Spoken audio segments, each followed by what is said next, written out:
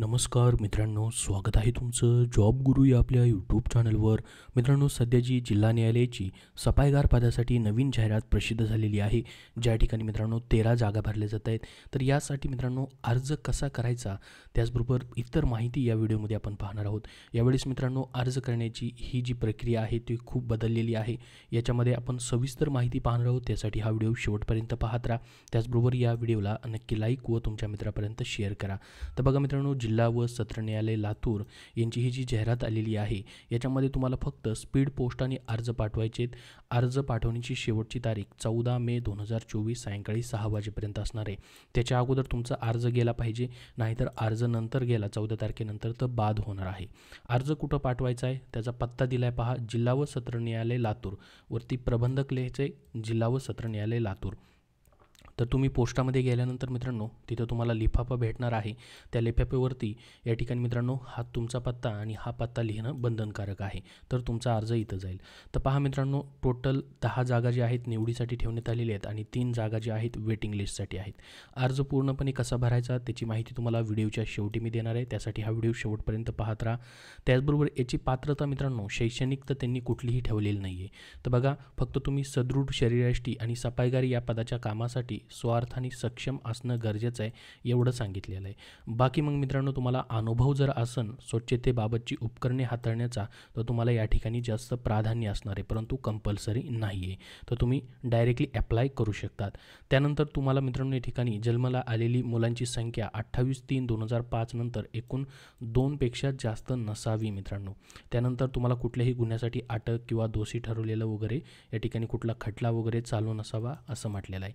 वयाची मर्यादा मित्रांनो 18 वर्षापेक्षा कमी असू नये, 38 वर्षापेक्षा जास्त असू नये. खुल्या प्रयोगासाठी आहे. त्यानंतर राखीव प्रयोगासाठी 43 वर्षापर्यंत तुमचं वय असेल तरी तुम्ही अप्लाय करू शकतात. आता मित्रांनो तुमची निवड झाली तर तुमचं इथं कामाचं स्वरूप काय असतं आणि तुमचा पगार किती असतो. तर मित्रांनो निवड झाल्यानंतर तुम्हाला इमारतीची, न्यायालयाची, इमारतीच्या परिसराची, निवासस्थानाची, कार्यालयाच्या प्रसाधनगृहाची नियमित स्वच्छता आणि साफसफाई करणं आणि निगा राखणं आवश्यक असतं. जर मित्रांनो तुम्ही एकदम स्वच्छतेमध्ये चांगले असाल, तुम्हाला स्वच्छता वगैरे करता येत असेल तर तुम्ही इथे अप्लाय करा. त्याचबरोबर मित्रांनो इमारतीच्या आवारातील बागेची निगा राखणं हे देखील काम असेल. आणि मित्रांनो न्यायालयाचे जे प्रभारी अधिकारी आहेत किंवा न्यायिक अधिकारी आहेत त्यांच्या निर्देशानुसार आवश्यक ती सर्व कामं तुम्हाला करावी लागतील.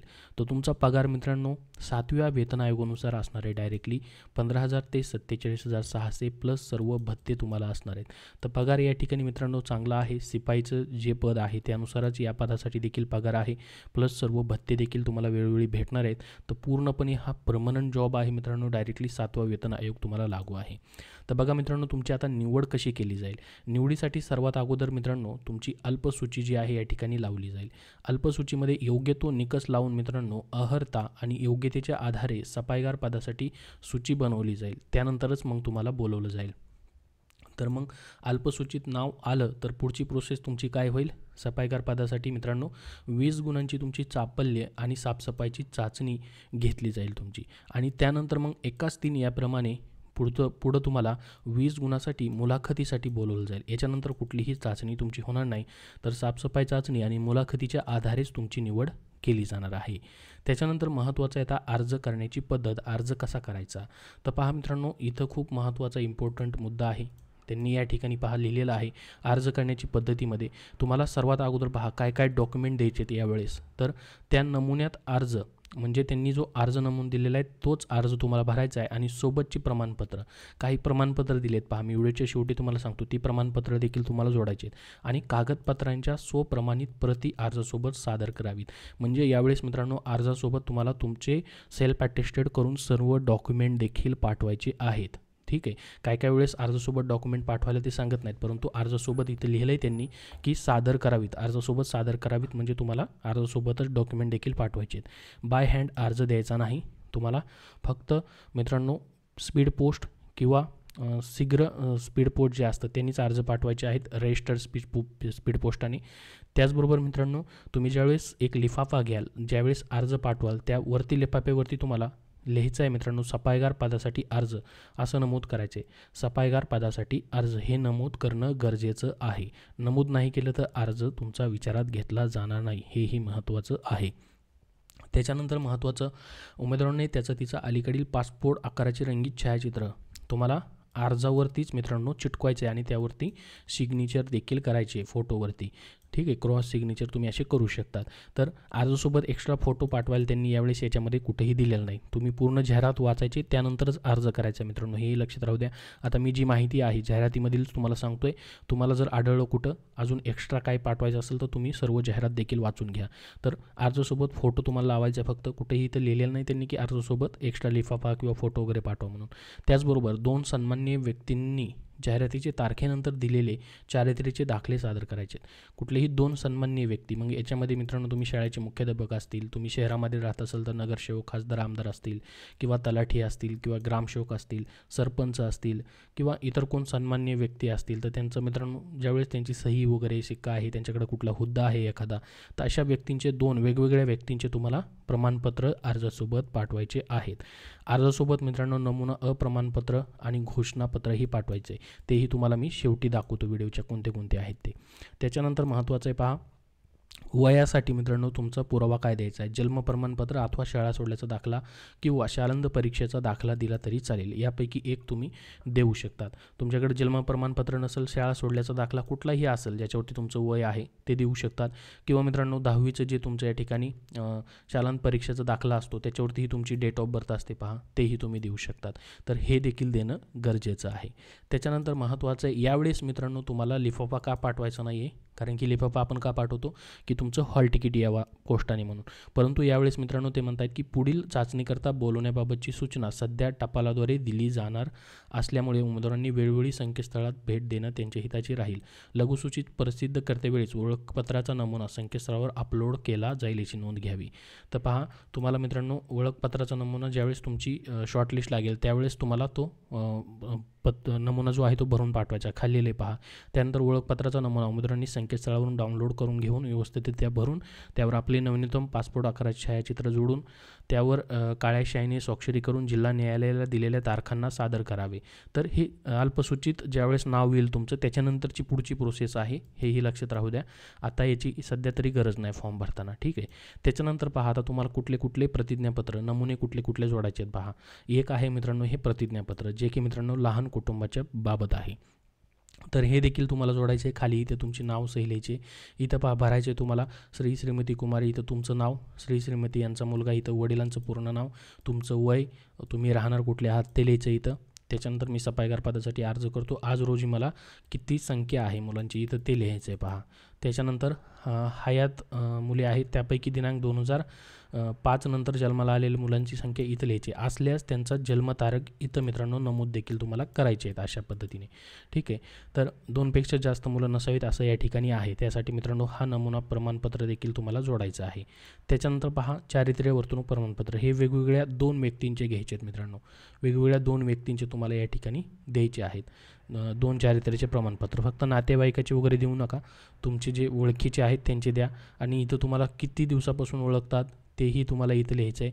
मागील कमीत कमी 5 वर्षाच्या नंतरच या ठिकाणी तुम्ही लिहा किती दिवसापासून ओळखतात तुम्हाला ते लिहायचं आहे इथं पहा.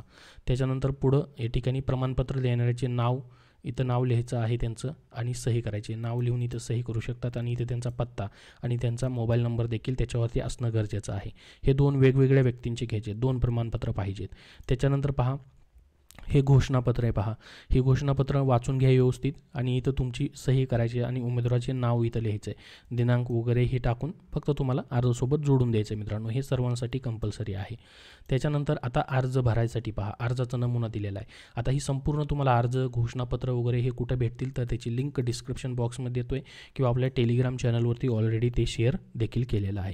ही जी बॉक्स आहे मित्रांनो, पहिला बॉक्स, इथं तुम्हाला काहीही भरायचं नाही. या बॉक्समध्ये इथं फक्त तुमचा हा पासपोर्ट साईज आकाराचा रंगीत अलीकडे काढलेला फोटो इथं लावायचा आहे आणि फोटो स्वाक्षरी इथं साईन अशा पद्धतीने तुम्ही करू शकतात. फोटोवरती साईन करायचे.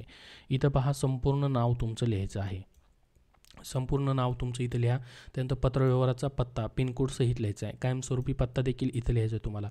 इथं राष्ट्रीयत्व, इथं भारतीय लिहा. अर्जदार महाराष्ट्राचे रहिवासी आहेत काय, तर नाहीला काट करून होय करायचं आहे तुम्हाला.